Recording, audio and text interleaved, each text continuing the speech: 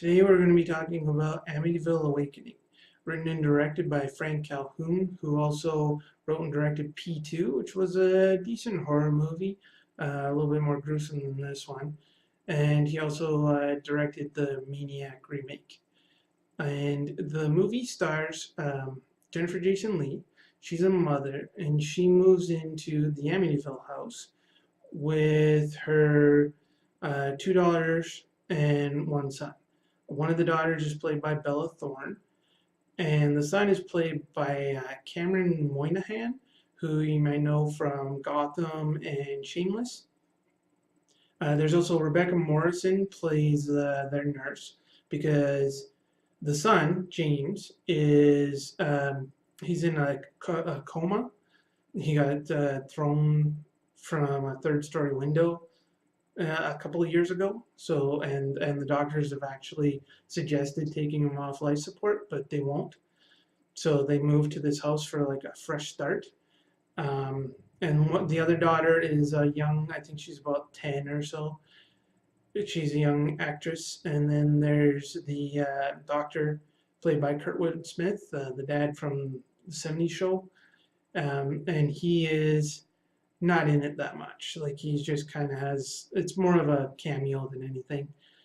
So they move to this town and they move to the Amityville house, and of course there's the implication that the reason they moved there was because they got it cheap because of the history of the Amityville house.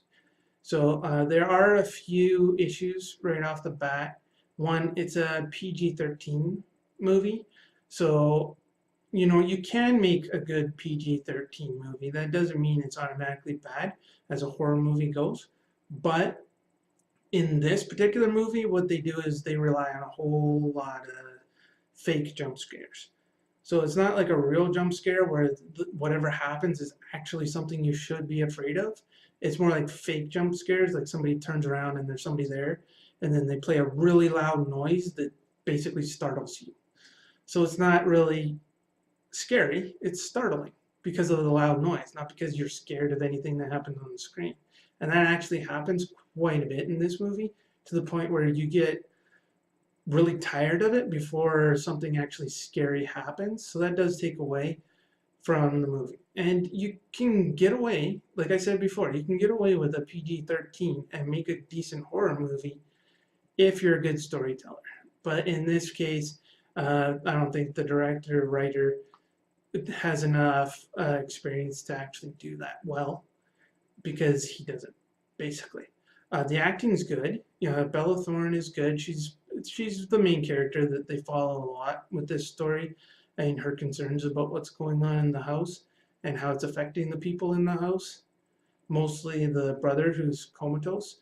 But that's the other thing about the movie, is based on the fact that it's the Amityville house, and pretty much everybody knows that story, and the actors that I've mentioned, you can pretty much know exactly what the story is going to go. It's that predictable. There's like one tiny little surprise, but other than that, it's very predictable from the get-go of what's going to happen, who it's going to happen to, and how it's going to end. Like there's no surprises. Well, again, like there's one minor surprise, but other than that, it's just way too predictable, and paint by numbers almost. And the other issue with the story is that they place it in the real world. So the Amityville horror movie and book, and even like the reboot with Ryan Reynolds, those are mentioned in this movie. So they exist in this movie, which means they've automatically shown, like they've it's really hard to suspend your disbelief when you're already being talked about the fictional movies. Like when they're already mentioning those.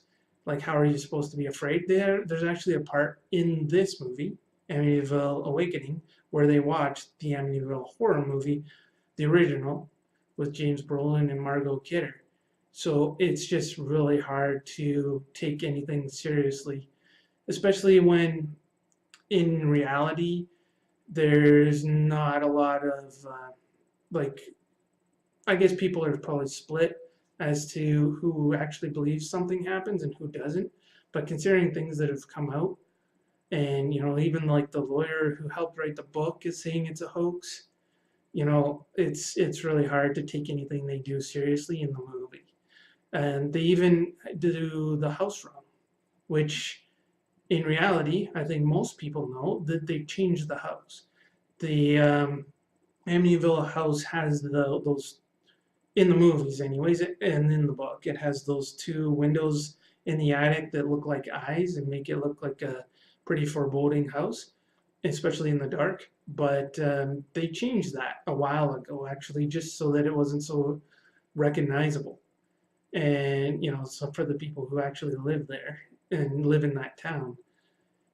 So but in this movie, Amityville Awakening, it still has those original eyes.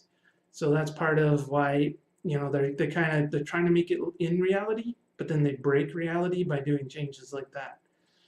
That's why something like The Conjuring works, because even though those the characters in The Conjuring have been known or have issues with possible hoaxes, the fact that they suspend disbelief and do it so well and never mention hoaxes or anything like that, it really, you can just suspend your disbelief and you can get into the story. But with this, you automatically break it as soon as there's a character who pulls out the movie and shows it to you, Amityville Horror, and then tells her to read the book, Amityville Horror, and it just breaks it right there. You're just like, it's fake.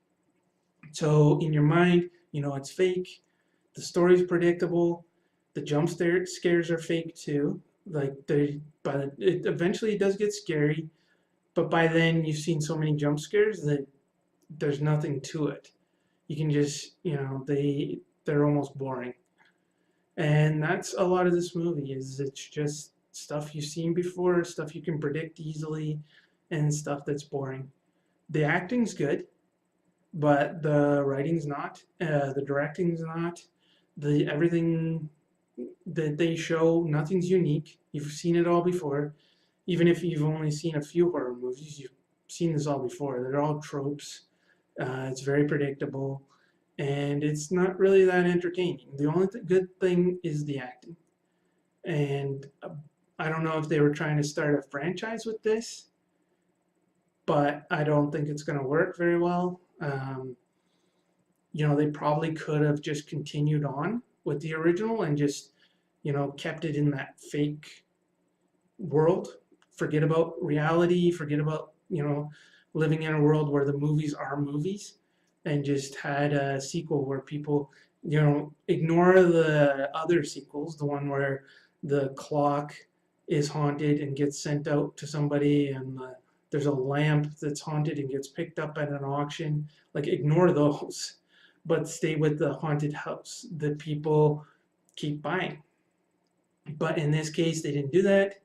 Instead, they picked a fairly boring story that is just so easy to predict. And, they put it in a setting that it just isn't that scary anymore, especially when you show that it's already a movie, and it's fiction. So for this movie, I'm going to rate it 4 out of 10. It's not really worth watching. There's no good scenes that'll get you jumping out of your seat. The story's been told a million times before, so there's not a lot worth watching. It's just there's some good acting, the cast is good, but they couldn't really save a badly written story or, bring scares that just don't exist. So 4 out of 10, and that's Amityville Awakening. Uh, Even if it's on, maybe if it's on Netflix and you're really, really stretching to find something scary, maybe watch it then, but there's other stuff that you could probably watch. So if you like this video, like, share, subscribe, or all of the above.